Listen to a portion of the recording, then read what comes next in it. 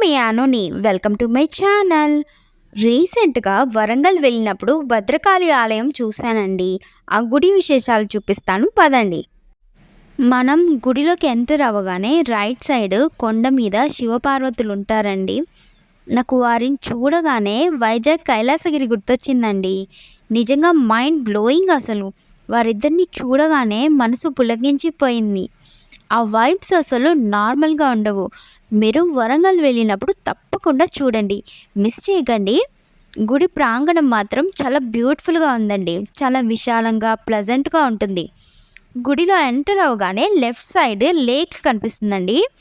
Lake చుట్టూ కొండలు, greenery చూస్తున్నప్పుడు ఆ ప్లేస్ వదిలి మనకి రావాలనిపించదండి. ఆ వ్యూస్ చూస్తున్నప్పుడు మనలో ఉన్న టెన్షన్స్ మొత్తం మాయమైపోతాయండి. ఆఫ్టర్ లెఫ్ట్ సైడ్లోనే గోశాల ఉంటుంది. వాటికి మనం గ్రాస్ తినిపించాలనుకుంటే అక్కడ అమ్ముతారండి. అవి మనం పెట్టచ్చు వాటికి. ఇక్కడ గ్రీన్ కార్పెట్ వేశారు కదండి, దాని గుండా వెళ్తే అక్కడ దర్శనం టికెట్ ఇస్తారండి. తీసుకొని వెళ్ళాలండి లోపలికి. వెళ్తే దర్శనంకి దారి అని బోర్డు కనిపిస్తుంది కదండి, అలా లోపలికి వెళ్తే స్టార్టింగ్లో శ్రీ వల్లభ గణపతి ఆలయం కనిపిస్తుందండి. బొజ్జ గణపయ్య దర్శనం చేసుకోవాలండి ముందు, లేదంటే ఆయన మన మీద అలిగే ప్రమాదం ఉందండి. ఊరికే అండి, సరదాగా అన్నాను. ముందు గణేష్ టెంపుల్లో అటెండెన్స్ తీసుకోవాలండి.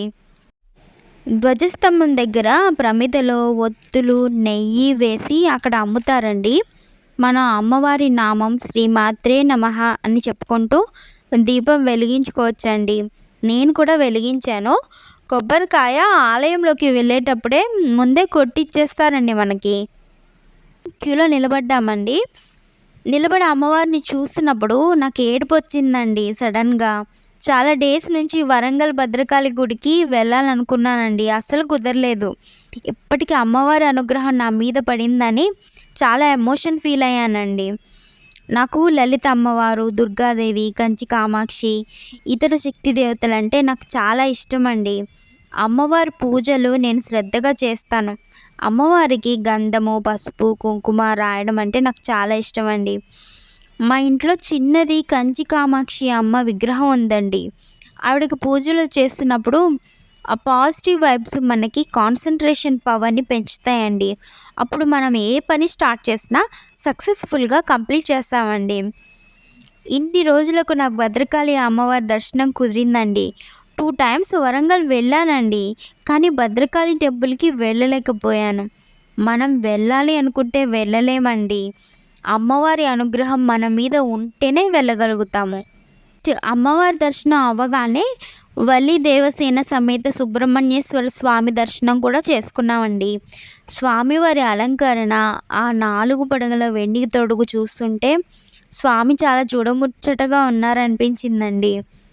టెంపుల్స్లో పూజారులు దేవీ దేవతల అలంకరణ చాలా బాగా చేస్తారు కదండి, అది కూడా ఒక ఆర్ట్. సూపర్గా ఉందండి అసలు. తర్వాత నాగేంద్ర స్వామి వారి దర్శనం చేసుకున్నాము. వరంగల్లో భద్రకాళి అమ్మ 9 అడుగుల ఎత్తు, 8 చేతులతో గంభీర రూపంలో కనిపిస్తుందండి. ఈ గుడి వరంగల్ అండ్ హన్మకొండ మధ్యలో ఉంటుంది. కొండపై ఉంటారు అమ్మవారు. పక్కనే ఒక చెరువు కూడా కనిపిస్తుందండి. ఈ చెరువులో వాటర్ అక్కడ ప్రజలకి సప్లై చేస్తారని విన్నానండి. అప్పటి కాకతీయులు చెరువులు కట్టించారని కూడా ఎక్కడో బుక్లో చదివానండి. నేను చెప్పాను కదండి, గుడి కొండ మీద నిర్మించారు. చుట్టూ కొండలు, చల్లటి గాలి, ప్రకృతి అందాలు ఆలయానికి వచ్చే భక్తులకి స్వాగతం పలుకుతూ ఉంటాయండి. తర్వాత భద్రకాళి అమ్మవారి శయన మందిరం చూసామండి. దీనినే అద్దాల మేడ అని కూడా అంటారు. ఈ మందిరం లోపల అన్ని అద్దాలు ఉన్నాయండి. తర్వాత యాగశాల చూసి అమ్మవారి ప్రతిమ దగ్గర కొన్ని ఫొటోస్ తీసుకొని ప్రసాదం పులిహార తినేసి, అమ్మ నీ అనుగ్రహం ఉంటే మళ్ళీ వస్తాం తల్లి నీ ఆలయానికి అని మనసులో అనుకొని అక్కడి నుంచి బయలుదేరిపోయామండి. అలా అమ్మవారి ఆలయ దర్శనం కంప్లీట్ చేసుకున్నానండి. బాయ్ అండి. నెక్స్ట్ వీడియోలో కలుద్దాం. సబ్స్క్రైబ్ చేసుకోవడం మర్చిపోకండి.